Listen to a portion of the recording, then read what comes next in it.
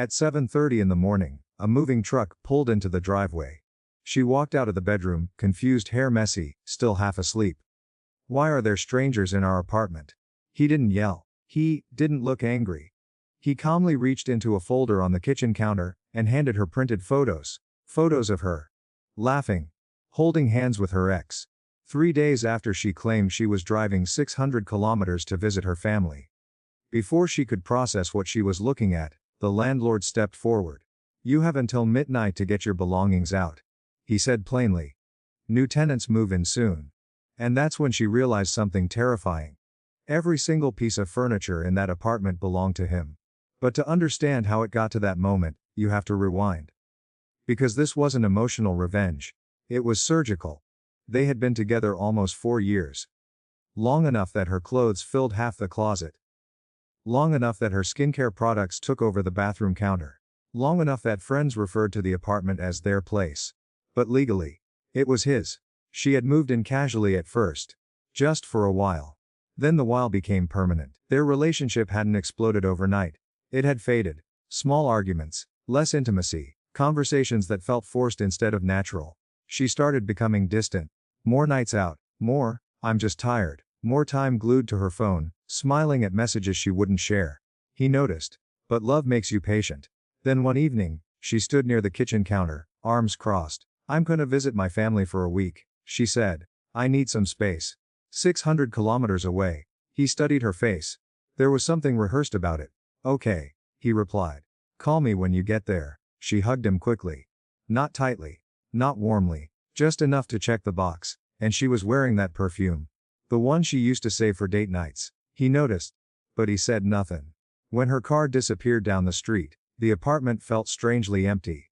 That first night alone felt heavier than it should have. The silence pressed against him. He wandered through the living room, noticing small traces of her everywhere. Her hoodie on the couch. A coffee mug still in the sink. A hair clip by the TV stand. He tried to convince himself it was just a rough patch. 3 days later, he was out grabbing dinner, trying to distract himself from the gnawing feeling in his stomach. That's when he saw her car. Same color, same dent near the rear bumper. His brain rejected it instantly. No, she's 600 kilometers away. He parked across the street. Waited, and then he saw her, sitting on a restaurant patio, laughing, not the tired smile she'd been giving him lately. This was the real laugh. The one that used to belong to him. Across from her sat her ex. Leaning in, comfortable, intimate. His chest tightened, but his face stayed still. He watched as she reached across the table and touched the ex's arm. That was the moment something inside him shifted. Not rage, not heartbreak, clarity. Slowly, he lifted his phone. Click. Another. Clear. Undeniable. He didn't confront her. He didn't storm across the street. He didn't send angry texts demanding answers. He drove home quietly. And that drive changed everything. Because betrayal hits hardest when it confirms every doubt you tried to ignore. That night, he lay awake staring at the ceiling. Every late night she came home smelling different. Every defensive comment. Every time she accused him of being paranoid. It all lined up perfectly now. The next morning, instead of calling her, he did something smarter. He pulled out the lease. Month to month. 60 days notice required. Her name. Nowhere on it. He read that line twice. Legally she didn't live there. That realization didn't make him smile. It gave him power. And power, when used calmly, is far more dangerous than anger.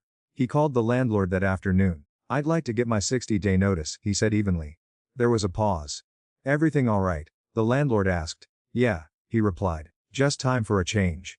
Then he added casually, "When you start showing the place, can we schedule it when she's not home?" The landlord didn't press. "Of course." And just like that, the first move was made. When she returned from her family trip, suitcase rolling behind her, she acted completely normal. Complained about traffic. Talked about family drama. Even laughed at something on her phone while unpacking. "Miss me?" she asked lightly. "Yeah," he replied. But something had shifted. He wasn't trying anymore. He wasn't chasing connection. He wasn't arguing. Instead, one evening he suggested something unexpected. "Maybe we should try couples therapy." She blinked. "You think it's that serious?" "I think it's worth trying." It was strategic. Anger would have exposed him. Calm made her comfortable. And comfort made her careless. Over the next few weeks, she continued staying out late. Sometimes she said she was crashing at a friend's place. Sometimes it was, girls' night. Each time. Okay. No interrogation. No jealousy. No drama. The calmer he became, the more confident she grew. Meanwhile, he secured a new apartment. Signed the paperwork, transferred utilities, scheduled the movers, every major piece of furniture in that apartment. The couch, the bed frame, the dining table, the television, even the shelves, her belongings, they would fit into boxes. While she was at work or out with her ex, he began quietly packing his essentials. Important documents first. Then personal items. Then electronics. The landlord coordinated viewings during her absence. Strangers walked through the space she thought was stable. She never suspected a thing. And the anger he initially felt. It was gone, replaced with focus, because this wasn't about humiliating her, it was about removing himself completely. Silently. Permanently. The final week arrived. She became slightly warmer. Slightly more affectionate. Maybe sensing distance. Maybe feeling guilt. But he was already emotionally detached. The night before moving day, she casually mentioned she might stay over at a friend's place. He almost hoped she would. But she came home, which meant she would wake up to the consequences. And at exactly 7:30 the next morning, the moving truck arrived. Boots stepped onto the porch. A firm knock echoed through the apartment. He opened the door calmly. And that's where the real show began. The knock on the door wasn't aggressive. It was professional. Routine. Almost polite. That's what made it calmly. Stepping aside as two movers in steel-toed boots walked in carrying flat boxes and packing tape. Behind him, she stood frozen in the hallway, trying to process what she was seeing. "Why are there movers here?" she asked, her voice still thick with sleep. He didn't answer immediately. Instead, he walked to the kitchen counter and picked up the folder he had prepared days ago. He turned back to her and held it out. "Before I answer that," he said evenly, "you should probably look at these." She frowned slightly and took the papers. The first photo, her smile, her hand across the table. The second photo, her ex leaning forward, eyes locked on hers. The third, the one that left no room for excuses, her touching his arm, intimate, comfortable, public, her face drained of color. For a split second, she looked like she might faint. "I can explain." "You don't need to," he interrupted softly. That was what unsettled her the most. He wasn't shouting. He wasn't shaking. He wasn't even angry. He was calm. And calm meant final. "You said you were with your family," he continued. 600 kilometers away. Silence filled the apartment. The movers continued wrapping the couch in plastic behind them. The sound of tape stretching across cardboard felt louder than it should have. It wasn't like that." She tried again, her voice cracking now. He tilted his head slightly. She opened her mouth, but nothing came out. Because the photos didn't leave room for creative storytelling. That's when the landlord stepped inside. He had agreed to be there. Witness, authority, finality. "I've been informed the tenant has given proper 60-day notice," he said calmly. "New renters will be moving in shortly. Since you are not on the lease, you'll need to have your belongings removed by midnight." She turned to him sharply. "What? I live here?" The landlord didn't flinch. "Legally, you don't." That sentence hit harder than any accusation could have. She looked back at him, the man she had assumed would argue, cry, beg. Instead, he stood there steady, hands relaxed at his sides. "You planned this," she whispered. He didn't smile. "I adapted." That was the truth. This wasn't revenge born from impulse, it was a response to betrayal. Measured, calculated, and completely within his rights. The movers began disassembling the bed frame. The sound of metal bolts clinking into a plastic bag echoed through the bedroom. Panic began creeping into her expression. "Well, where am I supposed to go?" she demanded. He shrugged slightly. "I'm sure you have options." The weight of that sentence hung in the air. Options. She thought she had options when she sat across from her ex on that patio. She thought she had options when she lied about visiting family. She thought she could keep stability here, while exploring excitement elsewhere. Now, the math had changed. She rushed into the bedroom, opening drawers frantically. "Stop packing my stuff." He nodded toward a small pile he had designated earlier. "Only mine," he said calmly. "Her belongings can stay in the living room," and that's when the reality became painfully clear. The couch she had cried on during arguments. His. The bed she slept in every night. His. The dining table where they had eaten countless meals. His. Even the TV mounted on the wall. Her possessions began forming a growing pile in the center of the living room. Clothes, shoes, makeup bags. A few decorative frames, It looked smaller than she expected. And that's the cruel irony of betrayal. You think you're risking something temporary. You don't realize how little of it actually belongs to you. She tried one last angle. Are you seriously throwing away 4 years over one mistake? He studied her face carefully. 4 years, late nights, shared plans, future conversations, and then that patio image flashed in his mind again. Her laugh, her hand on someone else. It wasn't one mistake, he said quietly. It was a decision. She had no response to that. Because he was right. Cheating isn't an accident. It's logistics. It's planning. It's lies stacked on top of lies. The movers carried the mattress out next. She watched it pass through the hallway like something surreal. The apartment started echoing. Empty walls. Bare floors. The life it was secure was being dismantled in front of her. Tears finally spilled down her face. Not loud sobbing. Just quiet shock. He felt something in his chest, not satisfaction exactly, more like release. The weeks of pretending, the calm responses, the silent packing, all of it led to this moment. And the strangest part, he didn't feel cruel, he felt free. I'll come by at 11:45 tonight, he said. Anything left inside will be considered abandoned. She looked at him desperately. Please don't do this. He held her gaze for a long moment. You already did. The movers finished loading the final piece of furniture into the truck. The apartment was nearly bare now. Only her pile remained in the center of the living room. He picked up his keys, his wallet, the folder, paused at the doorway. She stood surrounded by her belongings, mascara slightly smudged, staring at the empty space where stability used to be. For the first time since that restaurant patio, he spoke with emotion. Not anger, just clarity. I deserved honesty. Then he walked out. The moving truck doors slammed shut, metal against metal. Final as the truck pulled away, he glanced once in the side mirror. She was still standing in the doorway. Small, overwhelmed, alone, not because he ruined her life, but because she underestimated him, and underestimated the cost of betrayal, the best part. He never raised his voice. Never insulted her. Never exposed her publicly. He simply removed himself, completely, and sometimes the most powerful revenge isn't destruction. It's absence. He drove toward his new apartment feeling something unfamiliar. Peace. Real peace. No suspicion. No late-night anxiety. No wondering who she was texting. Just silence. Clean, deserved silence. And somewhere behind him, in an empty apartment with her belongings in a pile, she finally understood something most people realize too late. You can gamble with someone's trust. But you don't get to choose the consequences. The silence in his new apartment felt different. Not empty. Not heavy. Just clean. There were no echoes of arguments in the walls. No tension lingering in the air. No late-night paranoia about where she was or who she was texting. Just stillness. He set his keys down on the kitchen counter of a place that was fully his again. No shared routines. No divided space. No quiet resentment sitting between couch cushions. For the first time in months, he slept without waking up at 3 a.m., with that gnawing feeling in his chest. Meanwhile, back at the old apartment, reality was settling in. Because here's the thing about betrayal, when you're the one doing it, it feels exciting, secretive, empowering. But when consequences arrive, they arrive fast. She had spent that entire day scrambling, calling friends, calling coworkers, even, allegedly calling the ex. But excitement and responsibility are two very different things.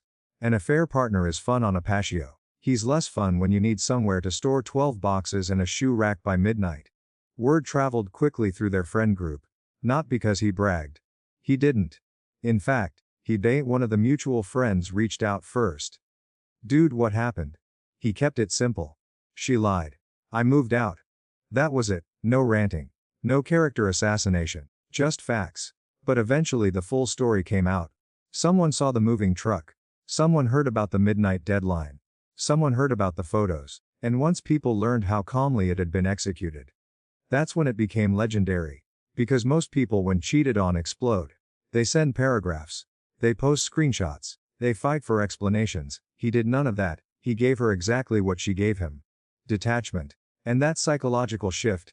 That's what hit hardest. You see, when someone cheats, they subconsciously expect chaos. They expect tears. They expect yelling. They expect to be chased or forgiven. What they don't expect is silence. Silence forces reflection. Silence removes validation. Silence leaves them alone with their choices. A week later, she tried reaching out. A long message. It started with, I never meant to hurt you. That sentence always begins the same way. Never meant to. as if lying requires no effort. He read it once, didn't respond. She sent another. I panicked. We were distant. I felt lonely. There it was. The justification, the subtle shifting of blame. We were distant. Not I cheated. He didn't engage. Because he understood something most people don't. Closure is often just another conversation designed to make the guilty feel better. And he wasn't responsible for easing her conscience. The X. That situation didn't last.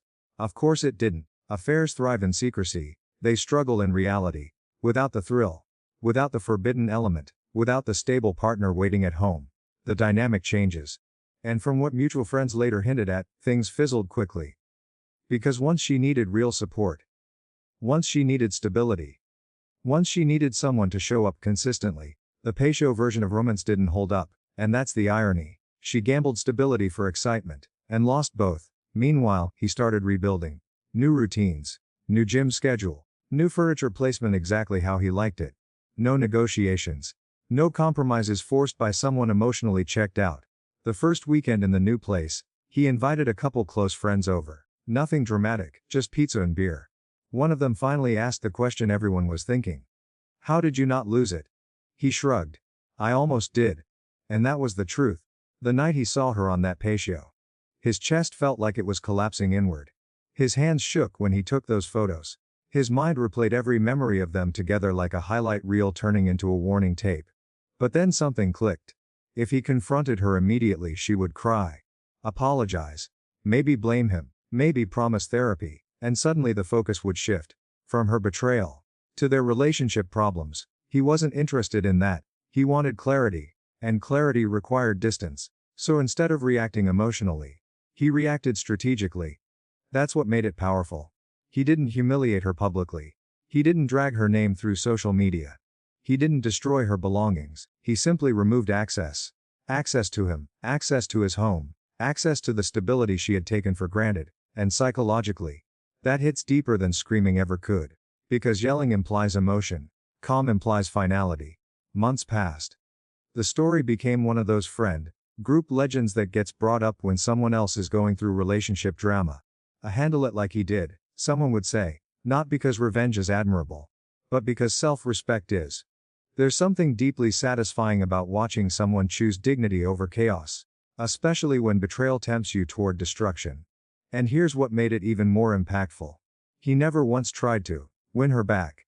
He never once checked her social media obsessively. He never once asked mutual friends what she was doing. He let it end, cleanly. That kind of emotional control isn't loud.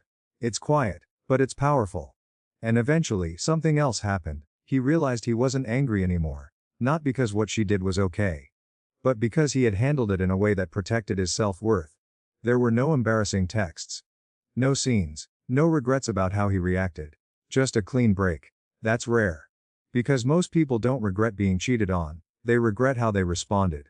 He didn't have that burden. And maybe that's the real revenge. Not watching her struggle. Not imagining her regret. But knowing he walked away with composure intact. Because betrayal reveals character. But so does response. And in the end, hers collapsed, his solidified.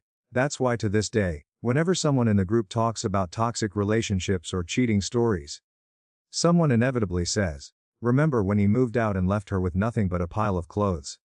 And everyone nods. Not because it was cruel. But because it was deserved. And because it was done without rage. Without drama. Without losing himself in the process. Sometimes the most devastating move you can make is simply proving you never needed them as much as they thought. What made the story stick wasn't just the moving truck. It wasn't even the midnight deadline. It was the psychology behind it. Because most people think revenge is about pain. It's not. It's about control. When someone cheats, they take control of the narrative. They decide what you know. They decide what version of reality you're allowed to see. They move in secrecy while you stand in trust. That imbalance is what hurts the most. Not just the betrayal. The power shift. And the moment he saw her on that patio, laughing like nothing was wrong, he understood something critical. If he reacted emotionally, she would regain control. She would cry. She would deflect. She would twist the story into something messy and mutual. And suddenly, the focus wouldn't be her cheating, it would be, or problems. He refused to let that happen. Instead, he flipped the power dynamic silently. He gathered evidence. He secured housing. He coordinated with the landlord. He let her feel safe. That's the part that unsettles people. He didn't punish her instantly. He let her think she was getting away with it. And psychologically, that's what makes the fall harder. Because the higher someone believes they're standing, the more shocking the drop. For weeks, she believed she had both worlds. The comfort of a stable home. And the thrill of an old flame. She thought she was in control of timing. She thought she would decide if and when the relationship ended. But what she didn't realize was that the clock had already started ticking, and she wasn't the one holding it. The morning the movers walked in, the illusion shattered instantly. That's why her reaction wasn't rage at first. It was confusion. Her brain couldn't process the speed at which stability vanished. That kind of shock is different than a breakup argument. Arguments give you build-up. This was immediate, irreversible, and legal. That's another reason it worked so well. He didn't break anything. Didn't scream. Didn't threaten. He operated entirely within his rights. Which meant there was nothing she could attack him for afterward.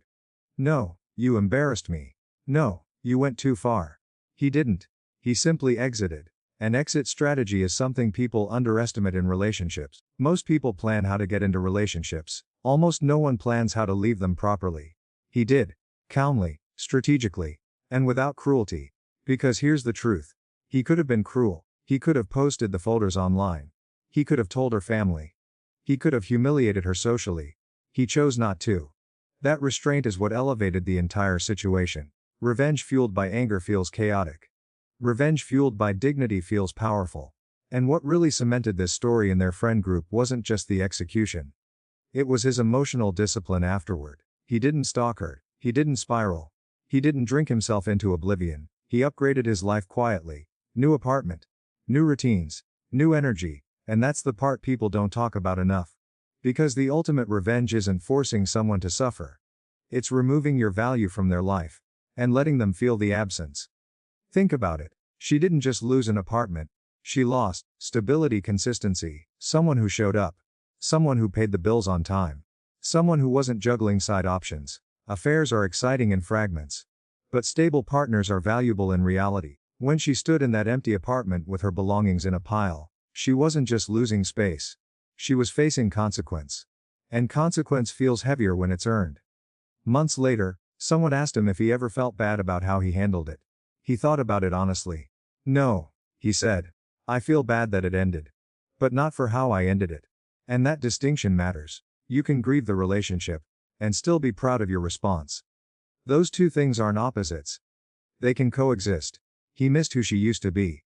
But he didn't miss who she became, and that clarity is what protected him long term. Because revenge that destroys you in the process isn't victory. It's mutual damage. This wasn't that. This was precision. This was composure under pressure. This was someone choosing self-respect over emotional chaos. And maybe that's why this story resonates so deeply. Everyone has imagined catching someone cheating. Everyone has imagined the confrontation, the shouting, the dramatic exit. But very few imagine the quiet version. The version where you say almost nothing. And let logistics speak for you. The moving truck, the landlord, the photos, the midnight deadline, no insults required.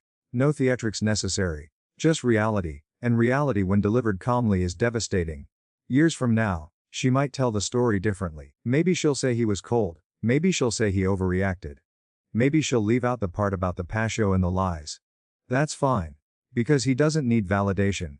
He has peace. And peace is louder than reputation. In the end, what made this the best cheating revenge ever wasn't humiliation. It was the lesson embedded inside it. You can betray someone. You can lie. You can gamble with their trust. But you don't get to control how they respond. And sometimes, the most terrifying response is calm. There's something people don't talk about when it comes to cheating. They focus on the act, the messages, the dates, the lies. But they rarely talk about what cheating actually tests. Character. Not just the cheater's, yours. Because in that moment, when you see the proof, when your chest tightens, when your stomach drops, you have two choices: react or respond. Reacting is easy. It's loud. It feels powerful for 5 minutes. Responding, that takes control. And that's what made his story different. He didn't destroy her things. He didn't scream in the street. He didn't try to hurt her the way she hurt him. He simply removed his presence from her life. Completely. And here's why that's so powerful. When someone cheats, they assume you'll still be there, maybe angry, maybe hurt, but still there, still an option, still a fallback. He eliminated that illusion overnight. The moving truck wasn't just transportation, it was a statement. The empty apartment wasn't a space. It was consequence. The midnight deadline wasn't cruelty, it was accountability. And the calm tone he used the entire time. That was finality. Because nothing unsettles someone more than realizing they misjudged you. She thought he would argue. She thought he would beg. She thought he would try to fix what she broke. Instead, he proved something silently. He didn't need her as much as she thought. And that's the real shift. Revenge isn't about making someone cry.